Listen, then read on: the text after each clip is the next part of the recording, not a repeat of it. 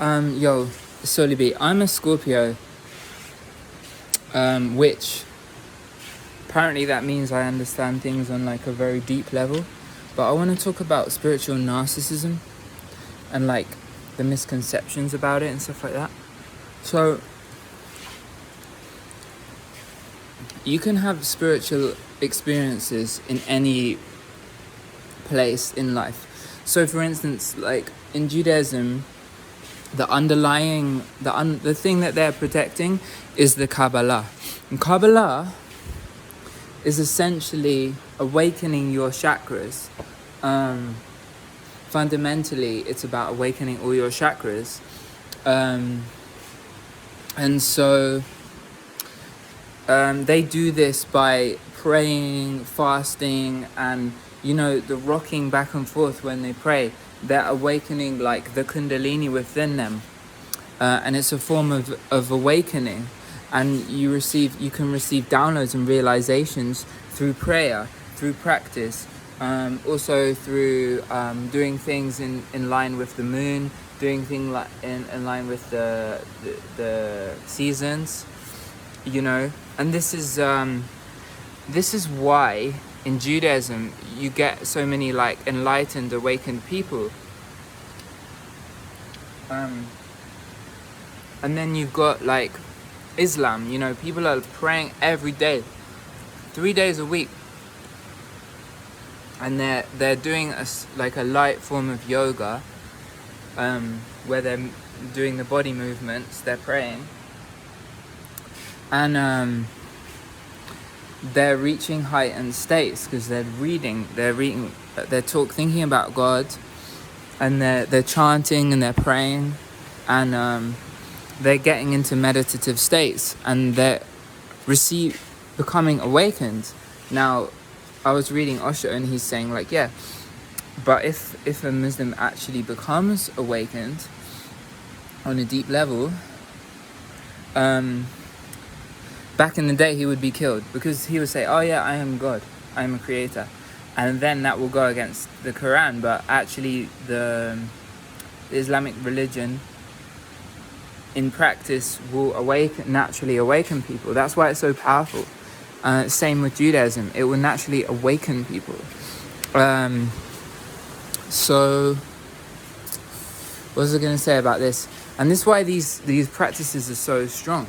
Like when we talk about kirtan, there's a kirtan in my village once a week.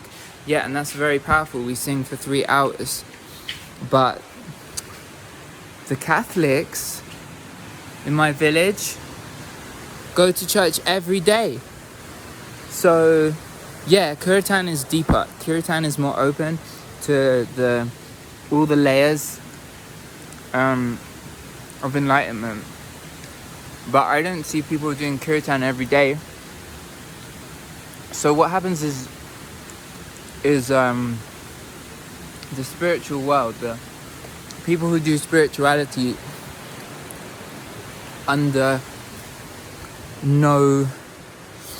the thing is that religions, Buddhism, Judaism, Christianity, Islam, they have very strong structures. They have a lot of money put into it, and they are professionals at what they do. Not saying that Hinduism, not saying that that's the right way and the only way, but because it's a professional, because it has such a strong power of force energy, it's going to be more likely that people are going to become awakened from this. Now, if you go into spiritual communities, there's a bit of a looseness there, like people are trying things out. You've got the yoga, you've got the meditation, you've got the kirtan, you've got all those things. You've got the seasonal, like going with the moon, ceremonies with the moon. You got like connecting with the nature, but there's no real sometimes it can just be surface level, right? Sometimes you're only brushing on the surface. Why? Because it's too ad hoc, it's too easygoing, it's too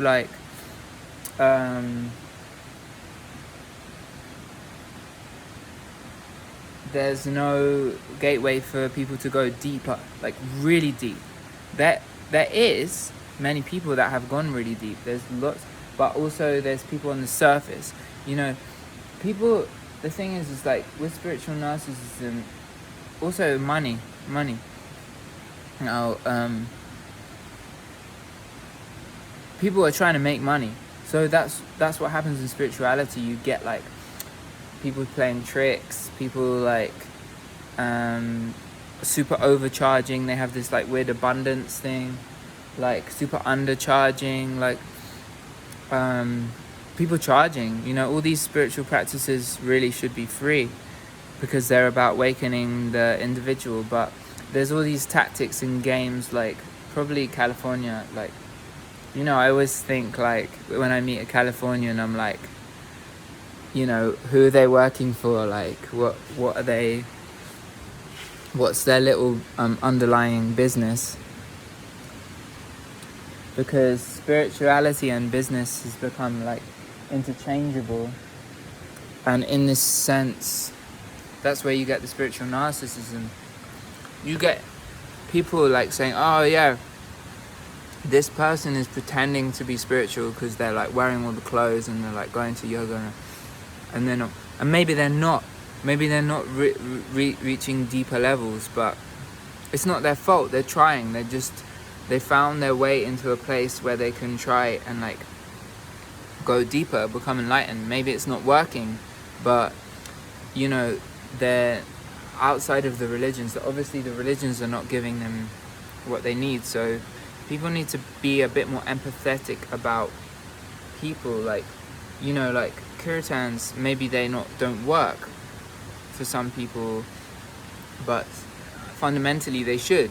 Yoga maybe doesn't work for some people, but maybe fundamentally they should. Maybe their yoga teacher is turning it into a sport. Maybe their yoga teacher is getting them to push themselves rather than to accept themselves.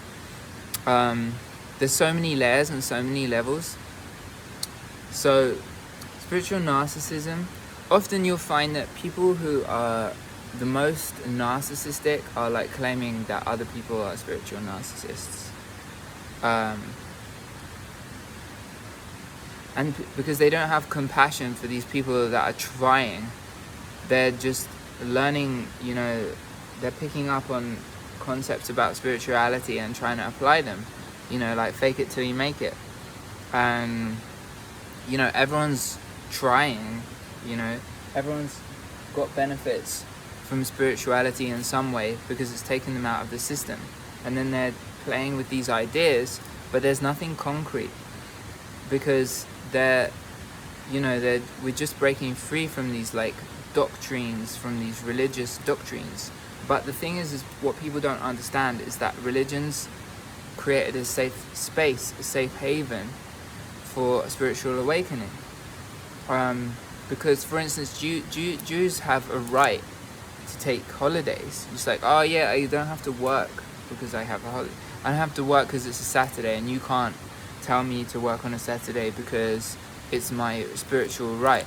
So these things, like some religions, like protect our humanity in some sense. In other ways, they destroy our humanity. But the spiritual community is gonna get stronger and stronger. And the more people understand the deepest levels of why they're doing these things, you know, even like gemstones, stones do have vibrations. But, you know, maybe horoscopes do have stuff.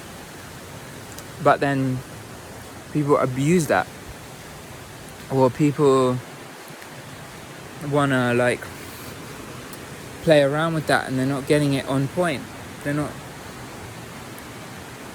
And then people are getting confused and they're getting lost, but that's fine. You know, I had a Kundalini teacher, he's shouting at me, telling me that I'm not trying hard enough, blah, blah, blah. Really pushing me, and I'm just like open to this experience. But I don't know if he knows like the right way or the wrong way, but at the end of the day, I did the Kundalini yoga session, and I felt good at the end of it, because I didn't take what he was telling me too seriously, because I know that I'm on a spiritual path and there's no right or wrong way. The only way is awakening. Like, I've been to football matches and I've had a powerful experience singing in unison with like hundreds of people. I have never been to a kirtan with 20,000 people all singing like the same thing, you know, with like more passion like than you can ever imagine. But I know that kirtans on a fundamental deep level are more powerful, but I ain't gonna find that, you know, football is spiritual in some ways, you know, but people don't really understand why they love football on the deepest levels, you see. So then they get confused, and then it becomes a doctrine, like it becomes their religion. But the religion is actually about movement. The religion is about creating joy. The religion is about awakening your body. The religion is about dancing. You know, the religion is about community, like bringing people together. The religion is about passion, you know. So, yeah, that's all I want to say. I love you. Peace.